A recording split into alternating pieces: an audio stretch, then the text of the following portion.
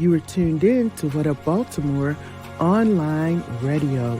Please note that the views and opinions expressed on this channel are of the host and not of Lady J Media. And don't forget to subscribe to our YouTube channel, What Up Baltimore TV. And if you really don't want to miss any of the shows, hit that notification bell and you'll get a message every time we come on. Now, we got it from here, so sit back, relax, and stay tuned.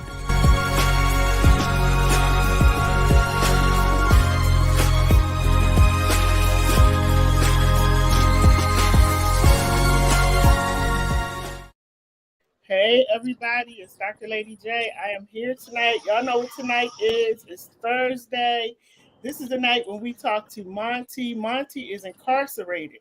So we've been doing this, I think, now for a couple of months. He's been coming on. We do different topics, and it's always up to him. I tell him this is his show. I'm the co-host on here.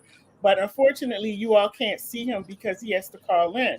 So, and then as you all know, let me get this out of the way. You will hear that he has 60 seconds and 30 seconds. So we just wait until he calls back. For those of you who might be new joining us, the phone calls are timed. So he'll go off and then he'll come back.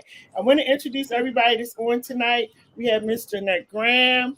We have Mr. Stanley Mitchell. Now, these two are powerhouses here in Baltimore. I'm always talking about their program, No Struggle, No Success. And they're going to tell you exactly what they do here and what they do for returning citizens. Now, also, we have Darren. Darren popped off again. Let me see something, y'all. Let me see if I can get him back. There we go. Darren, can you hear me? Yes, I hear you. All right. So we have Darren here. Darren actually was on our show Monday night. He's been home since May. And so he shared his story on Monday night. And we got Monty online. We don't say which facility he's in, but he's incarcerated. So we're going to have a real good conversation tonight about the reentry program. We're going to talk to Darren about how it feels now to be on the other side of the wall. This show is called Behind the Walls with Monty. So Monty, how are you doing? I'm good, Lady J. I'm good. It's a little hot over here on my end, so I'm just trying to stay cool, stay hydrated as much as possible. But for the most part, I'm doing good.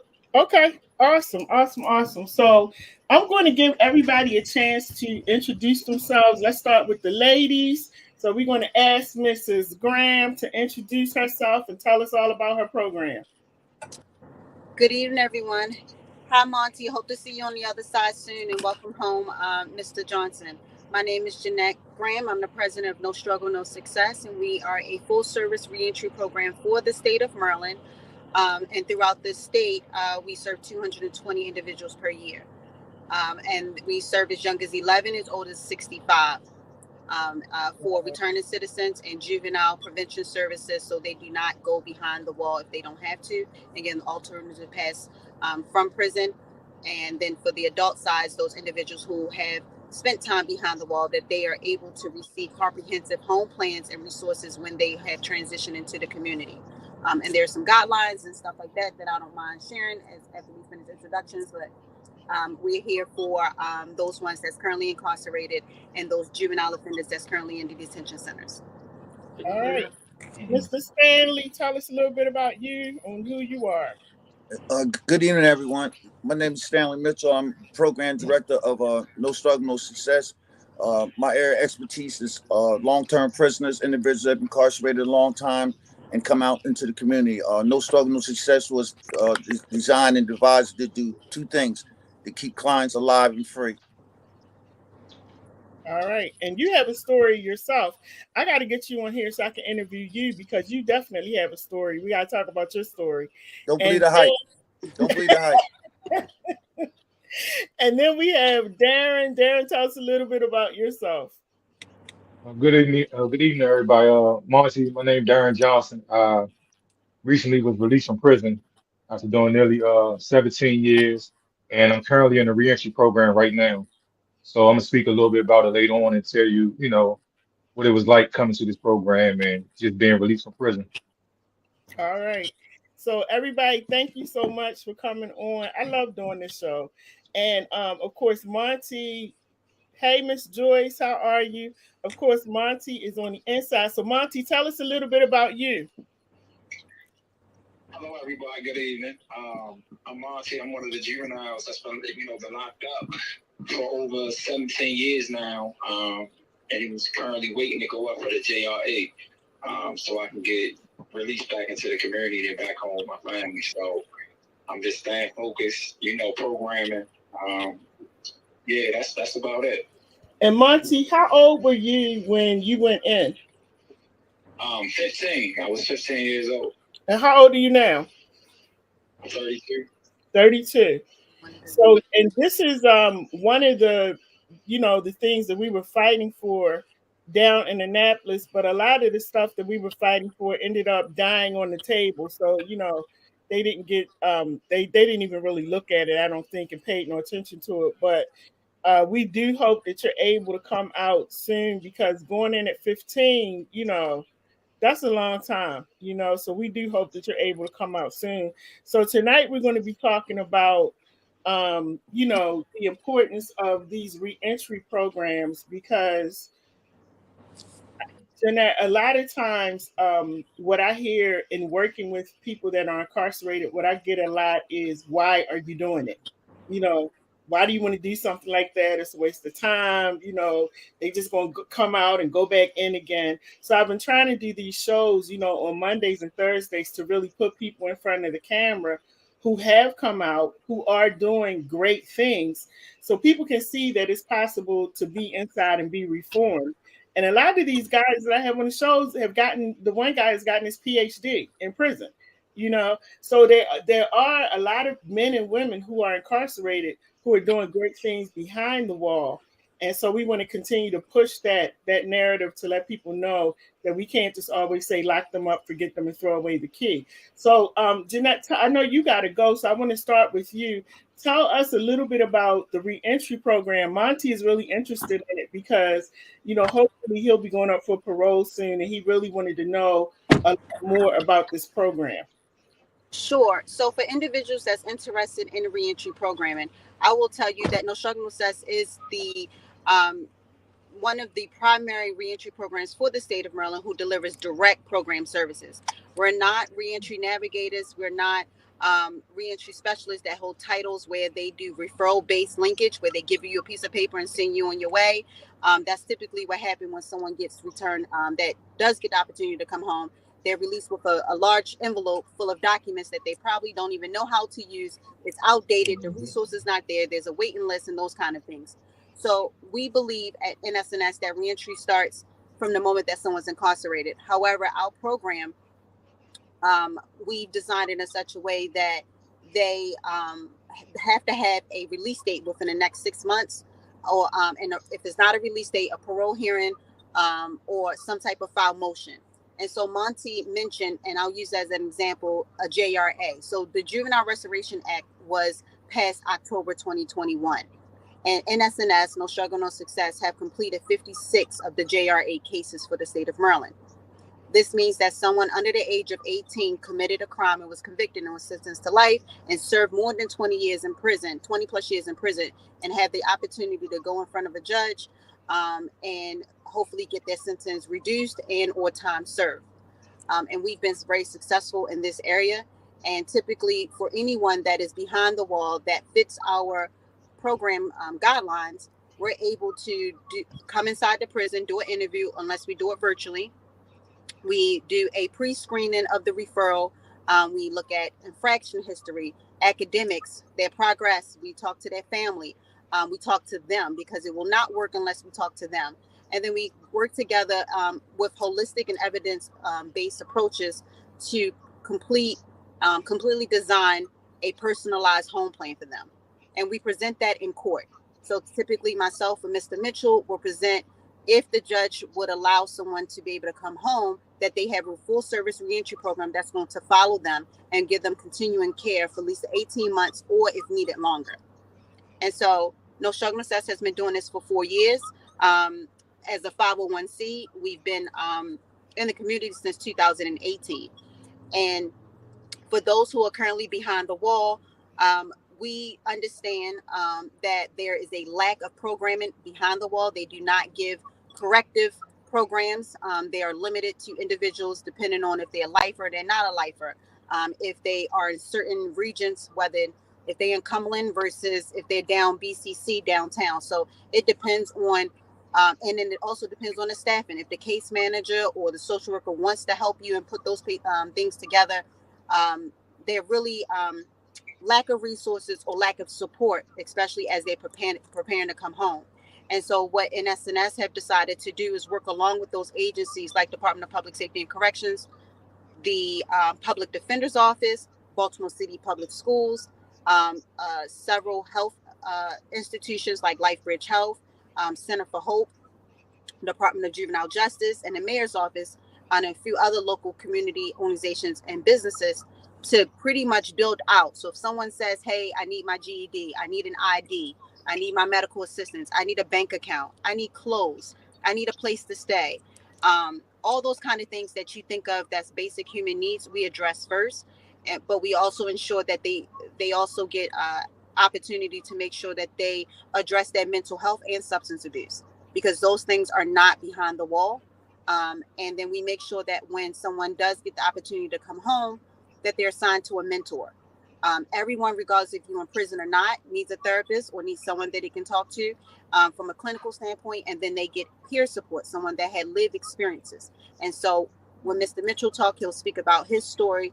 But for me, I can't say that I know what it feels like to be in prison. But what I can say is that I've been heavily affected by someone that's been behind a wall. Every man, excluding my husband, that I've said I love you to, or have been a part of my life, have served some form of time in prison, in and out of prison, and recycle. And I never understood why that took place until it happened to my son. And basically, the legal and criminal system is systematic poison. It's definitely against more Black and brown individuals. But there is problems with prison reform, criminal justice reform, restorative justice, all these components that needs a pivot to ensure that we're addressing things fairly. So do I believe that people belong in prison? Yes. Do I believe that most of the guys that we have seen, especially people like Monty, who served 15 years, that went away when they was 15, that changes an individual. There's so many other barriers besides the basic human needs that they need assistance with, and SNS is full service range.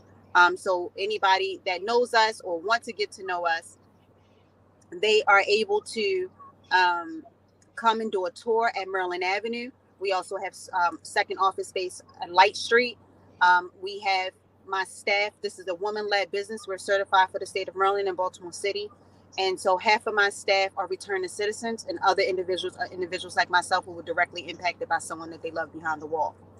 This kind of design works because someone like Stan and myself, being a business partners, he can tell me what it feels like to be behind a wall. He knows exactly, from wardens to COs. He can tell me what they lack. I've been able to go inside the prison in the women's side since October of last year. NSNS have gotten 13 women out so far. We're headed to 26 before the end of this year. We have been able to release 178 individuals in the community in the last 2 years. And we've served 500 in the last 3 years. And we have a success rate of 91.2. And this simply means that individuals that came in our program, out of 500, only 7 went back to prison or have reoffended. Wow. So we know for a fact that our program model works, simply because we are only as good as our clients are. So if our clients are good, then we're good. This is definitely a learning process. This is teachable moments to understand that the importance of someone who is behind the wall, that they should be treated as a human, and that we have to also think individuals like that have made it to the community, that we've done some things that we're not proud of, or that we just didn't get caught.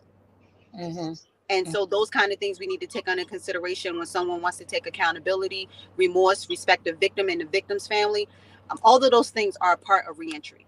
And we just want to make sure that anybody that comes into our program, that they seek out these services and they get them. We are We don't just let anybody come into the program, because we want people that are willing and teachable, just like we are, to continue working together, because it involves community healing, reduce of violence, and definitely saving the state of Maryland lots of money. When you guys decide not to commit a crime, um, it brings together families. But when you do decide to commit a crime, not only does it impact everyone and yourself, but it also feeds and clothes and house someone else's child. So every time you commit a crime, you're allowing someone else's child, except your own, to go to college. You're paying somebody else's mortgage instead of you taking care of finding the resources out here. And SNS is here to the community, boots on the ground. We're not someone that says, hey, we here, and then don't call, then we don't follow up. We definitely follow up to the best of our ability. We address things right away. And basically, we do this because we want to. There's not a lot of money in this. There's a lot of human services involved, a lot of case management involved. But the blessing is to know that a brother or a sister was able to come home, and that they know that we're a phone call, drive, text, or call away to any of their services, personal and professional. And so I stand by that. Mr. Mitchell stands by that, and my entire team. So I do have a question, because I'm just so amazed with your program. You said it's only been like 4 years that you've been doing it. How, I know you mentioned your son is a part of your mission in doing this, but you all are doing so much. How did you get to the point where, like, it sounds like you've been running this for about 20 years. How did you get to that point where y'all just moving and growing so fast? Well, three things played a big part in it. I have 23 years worth of experience in nonprofit work. I worked in the government, in the city, and I definitely worked in the healthcare industry. And I've had the pleasure to work underneath several CEOs and presidents that gave me the opportunity to return back to school, and also practice and learn about certain things related to grant writing, entrepreneurship, leadership skills, and organization skills. And so what I did was, I was actually looking for a reentry program for my son. My son never asked to be a part of a reentry program, but I knew that when he did have the opportunity to come home, that he was going to be an adult in age, but mentally he wasn't going to be what his age wouldn't match his mindset. Right. And so I was looking for people, that was going to be able to support me, a man that knew what it felt like to be behind the wall, and I couldn't find one. I interviewed 22 quote unquote reentry programs, and I fell into the same trap as those individuals that came home with that packet and it wasn't enough information. So what I decided to do, my son gave me this booklet, and it said, no struggle, no success. So I said, you know what? I will buy this name from you. I would invest into your business and invest into your reentry life when you come home. And I will get people to support you. In turn, I'm going to create my own organization. So people like me, moms that are embarrassed, that don't have a work-life balance, understanding that I can do this job 9 to 5, but at home I'm falling apart. Mm-hmm. And to build up something that was going to be for the community. Mr. Mitchell will tell you when he speaks that I never thought that NSNS was going to be as big as it has become. Literally, we thought we was going to help a few people and make a name, just so people can come to us. But when we say that we are grateful and honored, and don't take lightly when the judges and prosecutors call us, and lawyers call us to see if if we can be a part of someone's home plan, and or speak in court on someone's behalf in their character, we're happy for that. So that was one reason, simply because it wasn't out here and I didn't see it. And it's just like when you go shop for a house or go to school. I was looking for a solid, long-term lasting reentry program. The other thing was, I am a mother, and I'm going to continue to fight for my children and other mothers that didn't get a chance to even see their children because they passed away from some type of violence or being in prison, and they left them. And so I just continue to say, it's my responsibility. There's a lot of juvenile delinquent behavior that's occurred, and is research that's going on with that, with the brain development not until the age of 24, which is why the JRA was able to come out. And so that was the second reason that I wanted to no longer complain, and that I wanted to be a part of a solution. And then lastly, if I'm being honest, Mr. Mitchell is my uncle. And so being adopted and being in the state of Maryland for almost 30 years by myself, and not knowing that I had biological family right here in the state of Maryland, when I had the opportunity to build an SNS, he too has served time and he was able to tell me things and mentor me as I build out the business plan.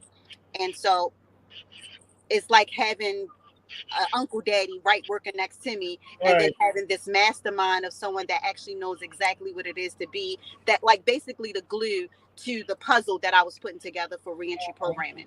And so us two have worked really hard to make this work. Have we cried and fussed and argued and fought through some politics and red tape behind it, and even family things where, you know, this takes our attention. Entrepreneurship is a really hard thing to do, and it's self-discipline. But we're grateful and blessed that the funders, donors, individuals like yourself gives us platform to teach other people, let them know that there are real people here from the heart, that we do this because we really want to. And that's how we've been able to do it. Just skill set, patience, love, and working with each other, team building, because I can't do it by myself. Well, that's amazing. Congratulations, because I hear the name a lot. And so that speaks volumes of what you all are doing. And your success rate is amazing also. Monty, do you have any questions for Jeanette? I'm blown away, right? Just hearing this sister speak, because everything that she spoke upon, like, it's real, it's authentic. So, not really like I'm as me listening, you know, going up for the JRA or going up for modification or something like that. The judge can modify this, you know, my sentence or my time, or anybody that's in my position, and be granted, you know, this opportunity to get this reentry program. You know, just telling a lot of guys who may be tuned in. But your story is amazing. Your story is beautiful. I thank y'all. I thank y'all for sharing that, because it's real. You know, it's real. It's not just a front. You know, some people just put on, you know, for whatever it may be, but that's authentic, you know, and I appreciate y'all. I appreciate y'all because it's real. Thank y'all. Thank you. Monty, just so you know, if you are in the state of Maryland, and if you are 15 and you serve 17 years in prison, you're not yet qualified for the JRA. I think you have to do 20 years, and Stanley can correct me on that when he speaks. Right. But if you're going up for parole or sentence modification, if you're interested in even learning about NSNS, your case man, we have a contract with Department of Public Safety and Corrections. So this means that your lawyer, your case manager, or social worker can do a referral on your behalf. And then we will work with them, and then you can get to talk to us one-on-one about yourself and how we can move forward if you choose to use our reentry program. And then from there you get to, you know, see, hey, if this is for me, because again, you guys need a seat at the table. Those laws where Dr.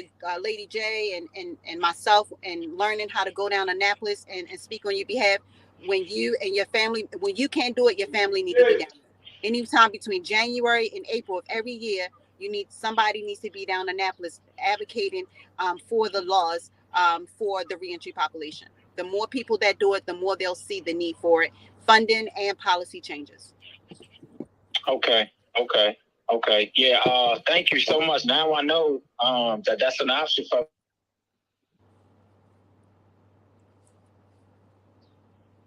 Yeah. I think his went out. He must have went out. I think his 30 minutes ran out. Drug programming too, because I hear that you say that they don't have it in the system no more. So is that will be through like an 8505, or how would that work? So you know, if you're in Maryland prisons, you know that the only type of drug treatment that you get, or any type of substance abuse support, comes from lifers or your own peer support specialists that come in depending on what region you're in. But with No Struggle, No Success, you're mandatory, and there's a program requirement for you to get mental health services and a substance abuse evaluation. Now, we do not provide legal services. So if you think that you're a candidate for 8505, you need to speak to a lawyer, or also, you know, file pro se. And then when you get a notice of a court hearing or get evaluated by that Maryland Health Department evaluator, then that's when NSNS steps in. If you are preparing for parole, then we can help you with your parole plan. The parole board knows us.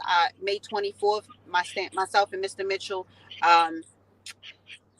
did a presentation to the parole board so that they know who we are personally and professionally, even though we were working with them unregulated before our MOU agreement came into place.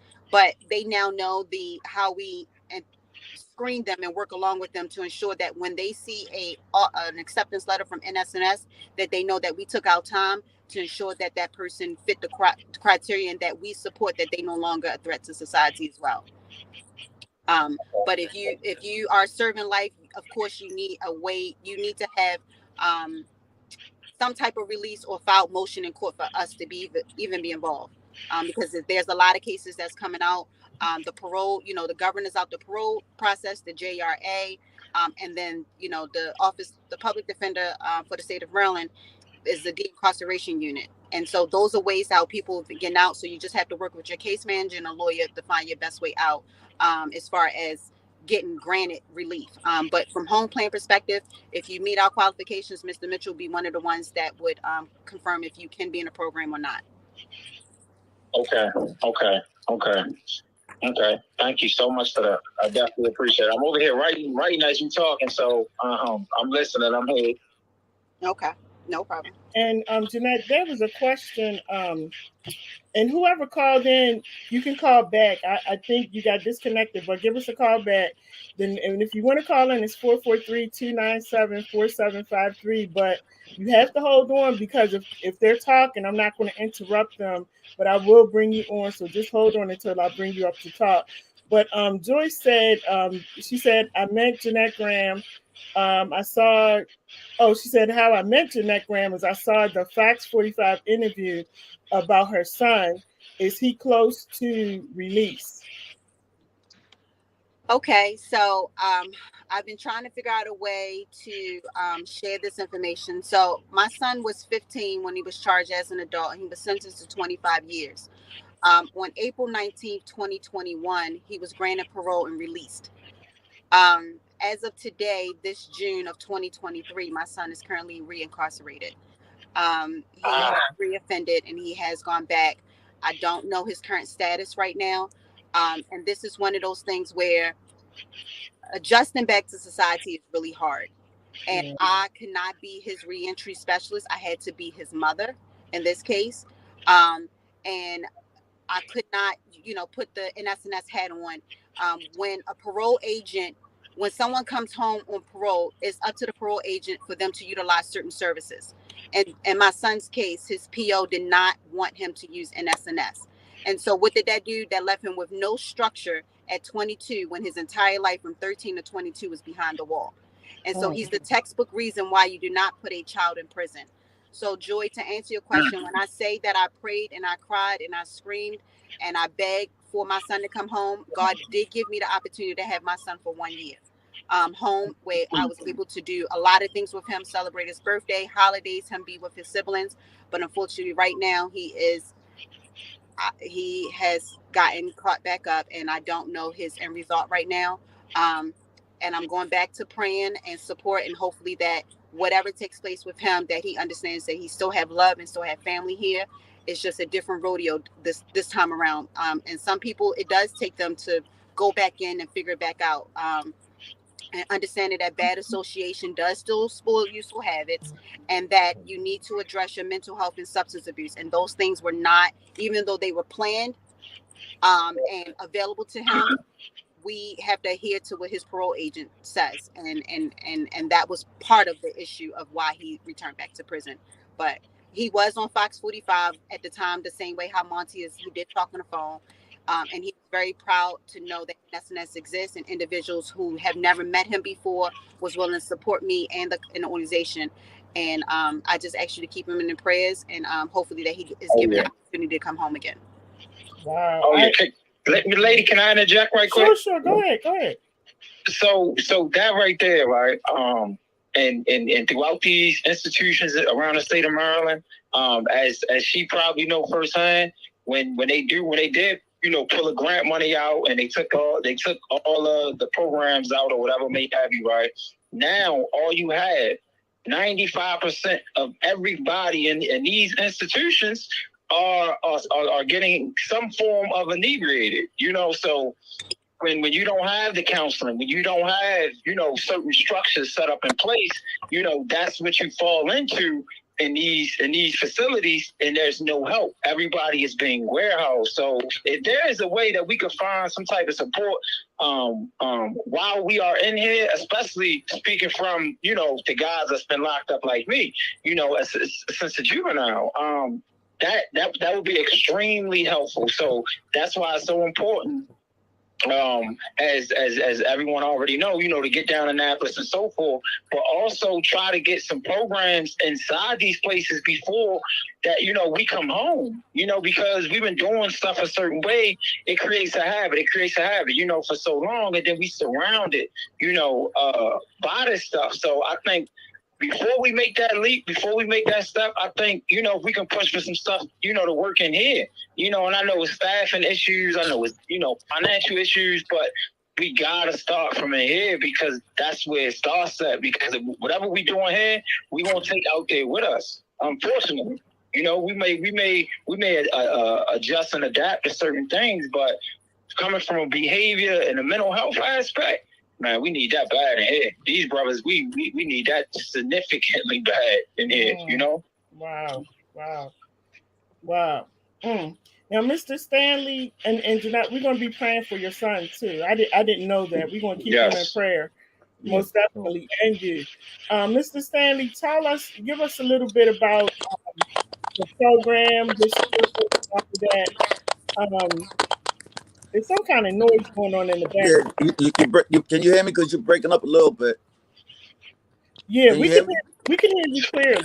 All right, but you might have to go back out and come back in, because yours is it's got a lot of noise going on in the background. What about now? That's better. All right, wait a minute. That's better. Can you hear me now? Yes, we can hear you. All right. As I said, my name is Stanley Mitchell. Unfortunately, I'm intimately familiar with the criminal justice system. I did 1 year shy of 40 years. I was sentenced to life plus 18 years. I went in prison, what they call as an old man, because I went in at 30, which is a shame, because when you're over 25 in prison, you're considered an old man, because so many youths are in there. First thing, before I get into that, I want to address my nephew, because Miss Graham's son is also my biological nephew. This is not an excuse, just as facts.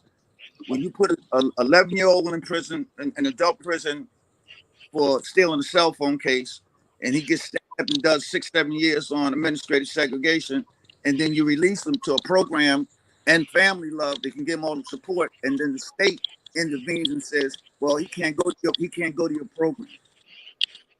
Like I said, this is not an excuse. I'm just telling you, I just want everybody to have an opportunity to really apply all the things that I've done for myself.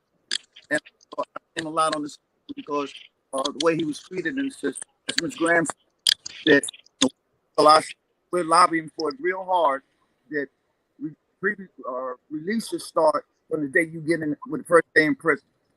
Your programming shouldn't be on your sentence. It should be that you're alive and you're healthy enough to participate in the program, and you should be able to start being prepared for release from day one. We're lobbying hard on that. The blowback is like both these two brothers on here know, and I know personally, it's all about security. We were going into prisons and trying to work with guys prior to get out, and we're having difficulties because they everything. I'm bringing drugs in. We're doing things of wrong. That's just the way it is. So I just wanted to address that with concerning my nephew. Now, fortunately, God has blessed me with. Let's just I work on both sides. Stan, pick up your phone so it can won't skip. Now, is it better? Yeah. Is it better? Yeah, that's better. Okay. As I said, I've been on the planet a minute. And prior to incarceration, I worked in the system. I was a work counselor over city jail. So I've been on both sides of the table. All my life, I did a year less of 40 years, and I was on the Wooten versus State, with judge didn't part of my sentence at the time of sentence, so the new judge did it. Fortunately, with a lot of love and support from a lot of people, I've been home 10 years, and the only negative interaction I've had with law enforcement is red light cameras. I got with Miss Graham as my niece. She, I try to keep things simple. She dots all the I's, cross all the T's, and I bring the program. 99%, 98% of the adult side that was designed on things that I had to go through from ID, food stamps, housing, employment. As I was doing that, I documented everything, but I didn't have the business savvy to actually put it on paper, and that's what Miss Graham does. Everybody talks about no struggle, no cess, no struggle, no cess. I hear it all the time myself. It sounds slick, but there's a silent part that nobody talks about, and that's no excuses. And that's what no struggle, no success tries to do. We try to provide no excuses. If a guy comes to our program, or women for that matter, they can't say that they didn't have a place to stay.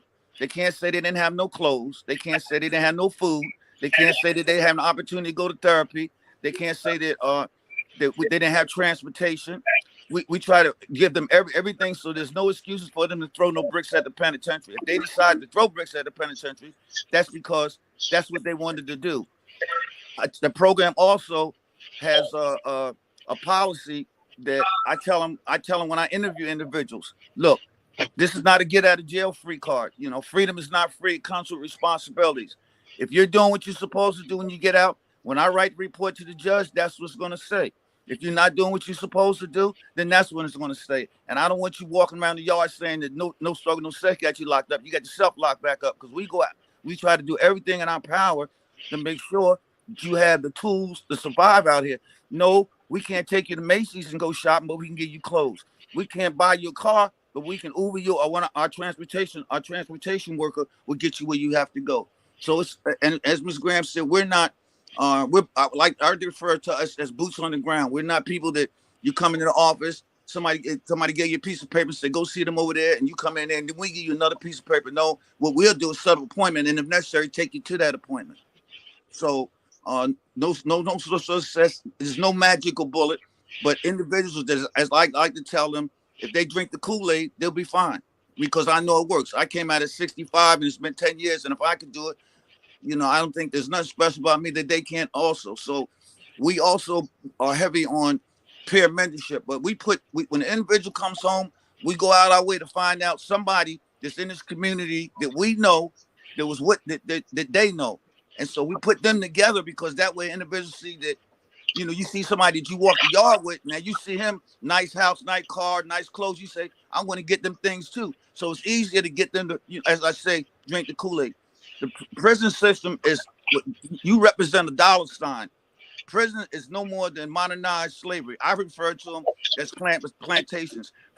There's people that don't want you to be successful, because everybody that comes out stays out. That's one 10 years free labor they're not getting from somebody. Mm-hmm. So that's what No Struggle, No Cess is about.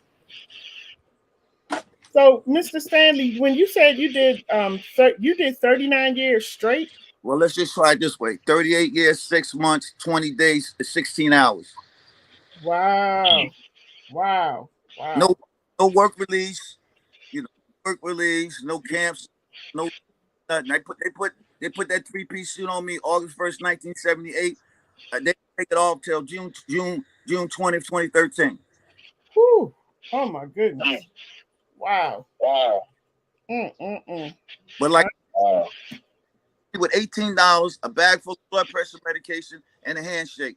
But I would like to think that, I'm better, a little bit better than surviving. And if I can do it, I feel as though anybody can. Wow, that's unbelievable. Well, thank you for all that you're doing. I need to talk to you, because I need you. Well, we'll talk offline, because I wanted to invite you to something, but I'll talk to you offline. Wow. Oh my goodness. So, so now we're going to talk to Darren, because I know Darren is sitting here listening to all of this, and Darren just came home in May of this year. So, and I know, like we talked on Monday, it has to be overwhelming to come home after spending all that time behind bars. What has life been like for you, Darren, and how are you, processing everything and going through the reentry program that you're in?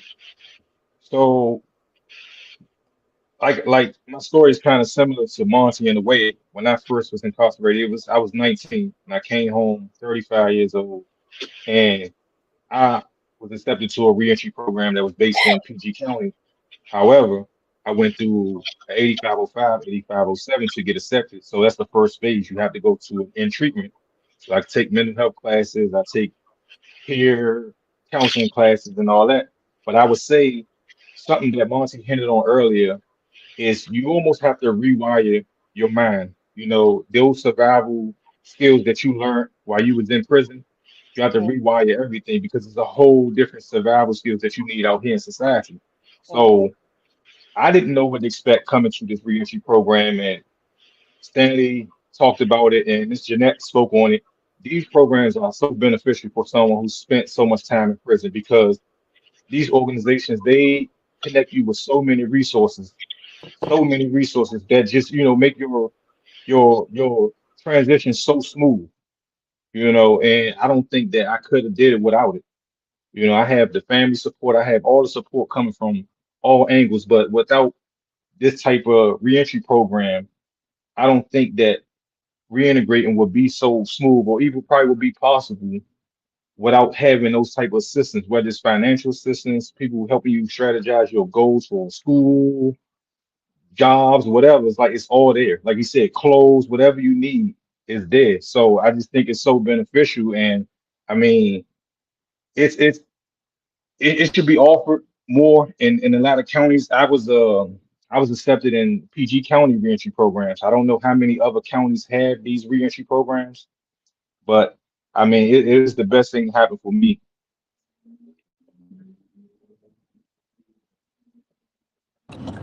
Darren, that's good to know.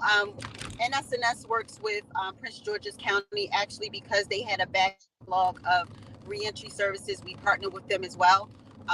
One of Okay. our employees who were originally a participant, who still is actually and graduated from the program, he was one of the first JRAs to come out on PG County, and we've been doing several cases since then. I will tell you, there are other reentry programs, but again, it's depending on how it's personalized to you and how thorough that you want someone there. But if I'm being honest, most of the guys, whatever age you went into prison is the current age that you are mentally when it comes to your emotions. I agree. And I so, agree. no, with no disrespect to that, but it does play a part. Like, I speak to men and women all the time. They're 40, 50, 60 years old, but they went away when they were 16 and 17. So learning how to date, safe dating, when it comes to knowing you know, what doctors are out here. Your family don't know you. You guys have a virtual relationship, and that's very much different than it is being behind a wall. And so, having someone mediate, which is a reentry program, or a mentor between those two, you at least have a neutral person to support you along the way. So I'm glad that you are taking that opportunity to do that, and staying grounded. So the more that you do that, um, that lets people know that second chances are real, and that you guys Exactly. are really valuing your freedom and your life and respecting public. And also, I wanted to say to speak on what you talked about earlier with when you spoke on the screening process. This screening process was an extensive process. I mean, like you said, you do interviews, they meet with your family, they make sure you have a home plan. I mean, just your progress within the institution. And I think for me, I think I had an edge because I was so committed in my education, and I always, express that. I always put that out there. Like I just always wanted to further my education. So when I went through my interview process, that was one of the things I always spoke on. Like I came in and I just went straight at it. I always wanted to further my education, and I'm still doing it now. While I was incarcerated, I earned 70 credits towards my bachelor's degree at a liberal arts school taking American Studies. So once I complete that, I still want to go forward, with getting more degrees and more skills under my belt. So I think that's one of the things that's important. And I want to say to you, Monty, because this is my first time speaking to you.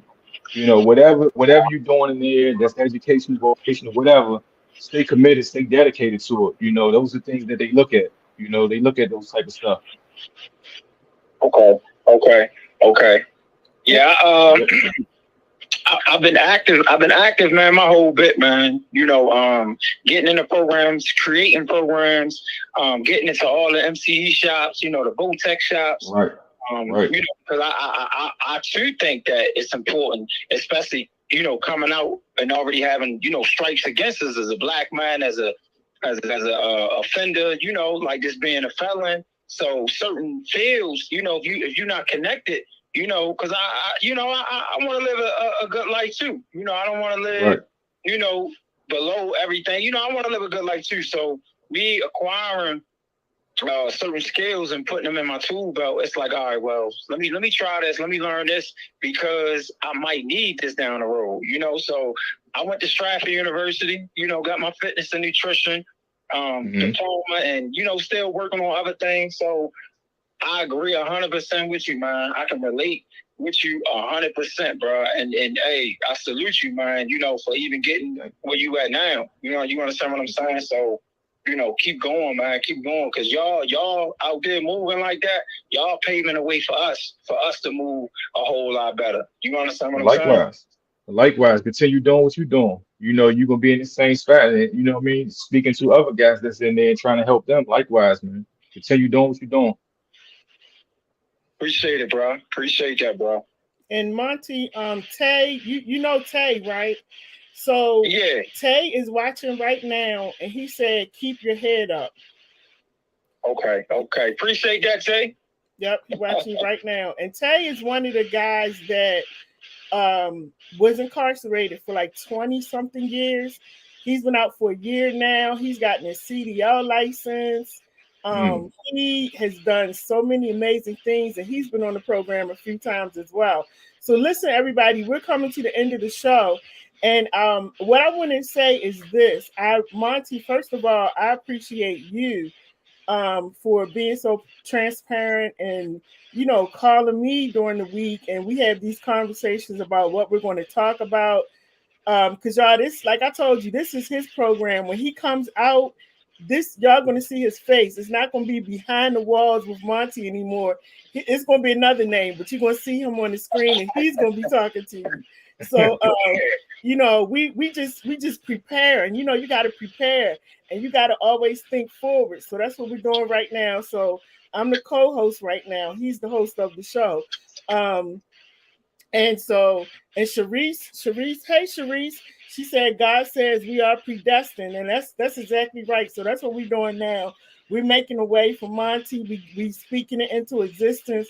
So when he comes out, Monty will have a show on the station. You know, everybody will know him. We'll get to see his face. But so thank you for that. And everybody, on the 29th of this month, I'm going to be doing a pilot taping for a talk show. The end of this month, the 29th, is going to be from, you know, you want to be there from 7 to 10. It's going to be at the Downtown Cultural Arts Center. The first segment, we're going to have a lot of different segments on it. But my first segment is going to be devoted to the criminal justice system. And I'm going to actually be having some men and women on the stage who have spent some years in prison. And, you know, I want to put a spotlight on them. I want to show everybody what they're doing right now, how great they're doing. So we're going to do that on the 29th. And we are hoping that Darren will be able to get permission to come out and join us on that day, so we can celebrate him. And then we got another brother, Marco, who's inside. Even though Marco is inside, Marco contributes a lot to our station. His family is super supportive of this station. So we're going to be giving Marco a shout out and talking about his book as well.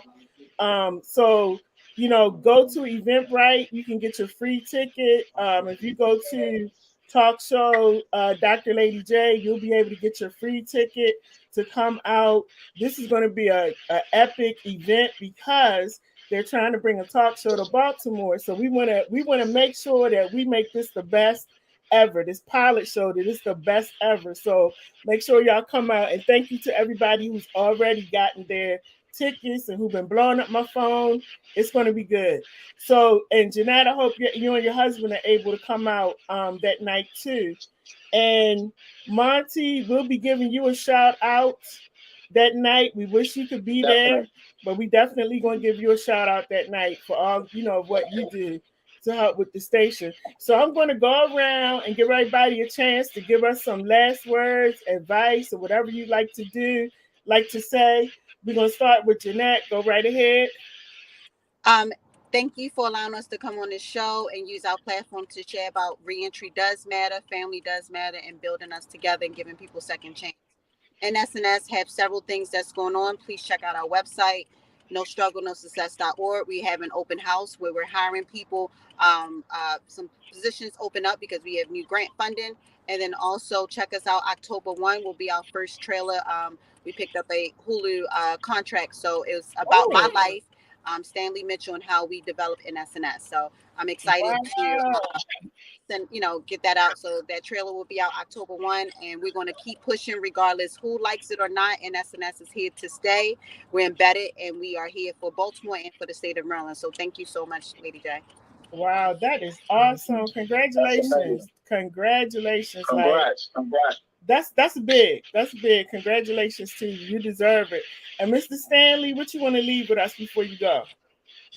First of all, I want to tell Monty that he says some things that remind me of myself. When I was in there, I never drink. I don't drink, and everything that was available, I took NAA, whatever's available, I took. And I want you to know that them certificates and that work you putting in, it matters when you'll come out here because you're developing good habits. The brother that just released and went to the PG County program, I know you have strong because things about that program that are good, but they say there are a lot of regulations that you have. But I want you also to realize that you're a lot younger than me, probably a lot smarter than me. And if I can stay out here 10 years with not a parking ticket, I know that you can, if that's what you really want to do. At the end of the day, you just have to put blinders on and say, look, I rather sleep in a cardboard box than be in a metal box with another man that I don't even know and don't even like in somebody's cell block, and you'll be fine. And Dr. J, next time you invite me, I told you, make sure you have your glasses on, please. He is always talking about my eyes. Okay. All right, Mr. Stanley. All right. Yeah, and I'm gonna call you, if not tonight. Well, it won't be tonight because I got another show right after this, but I'll call you tomorrow. Yes, ma'am. All right. And thank you so much for coming on. And now we have Darren. What you want to share with us before we go? Once again, just say thank you for doing what you're doing. Your platform is amazing. It's giving us the opportunity for a voice, and to tell Monty, just keep his head up and keep doing what he's doing. Continue doing what you're doing, man. And you're gonna get your opportunity. Appreciate Mr. Mitchell and Miss Jeanette coming on here and what they doing. The No Struggle, No Success program is perfect, man. It's working out for people, and this is something that we need. So thank you. Absolutely. And Monty, you give us the last words. Okay. First off, I want to thank y'all so much for all y'all support. And for shedding light, on this situation. I really do appreciate it. It means everything to me. I do see myself and I see others, within y'all as well, right? And it's some powerful stuff that's been said here tonight. I just want to touch base on that. Miss Jeanette and Mr. Mitchell, I hope that y'all, continue to do what y'all doing. Y'all continue to uplift and uplift the community. It's unfortunate about your son, but I feel your pain. I really do. I really feel your pain, right? Darren, man, I appreciate you, man. You down there in the program down there, man. Just keep striving, man, paving that path for us, man. Because I'm trying to come right behind you. Man. When I get I'm trying to be your co-host. You get your show, man. I want to be the co-host, man. Hey, Monty, you hear what he said? When you come out, he want to be your co-host. Yeah, we can do that. I'm with that, man. 100%, man. Yeah. That.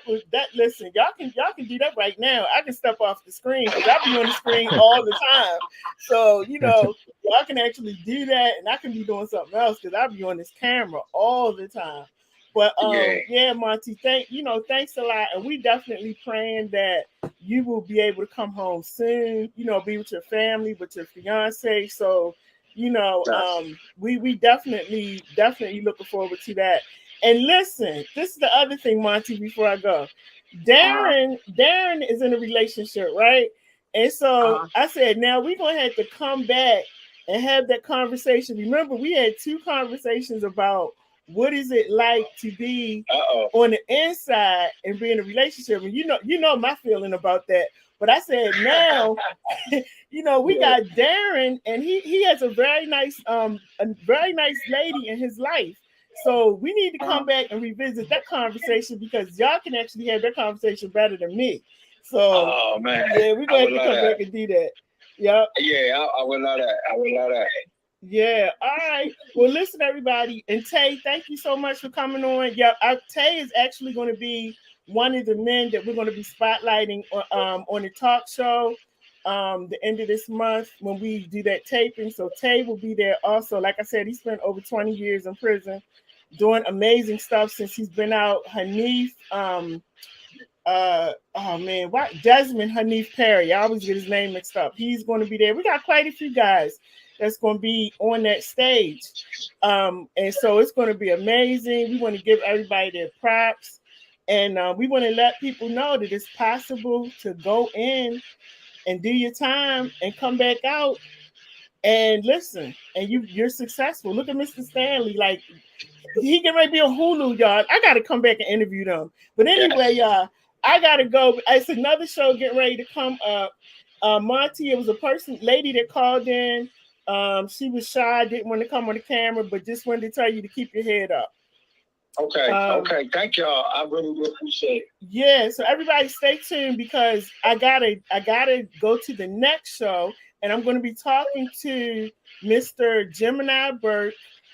For those of you I don't remember because I wasn't old enough to remember. I don't even know if I was born, but his dad was a rhythm and blues singer. I call my mother and ask her if she remembers, but he was a big rhythm and blues singer, Solomon Burke. So his son is now doing the same thing, and I'm about to interview his son in a few minutes. So everybody that's watching, don't go anywhere. Get your popcorn, go to the bathroom, do everything you got to do, and come right back because as soon as I go off, I'm going to be coming back on, and we're going to be talking to Mr. His name is Gemini Burke, and he's the son of Solomon Burke. All right, everybody, have a good night. Good night, Darren. Night, everybody. Mr. Stanley, good night. Y'all take care. Talk to you soon. All right, good night. Good night. Just wanted to let you know that the host of this show appreciates the time that you've spent with them. Now, don't forget to like, share, comment, and subscribe to our channel so you can keep up with everything that we're doing. And most of all, thank you for tuning in to What Up Baltimore online radio, where the people have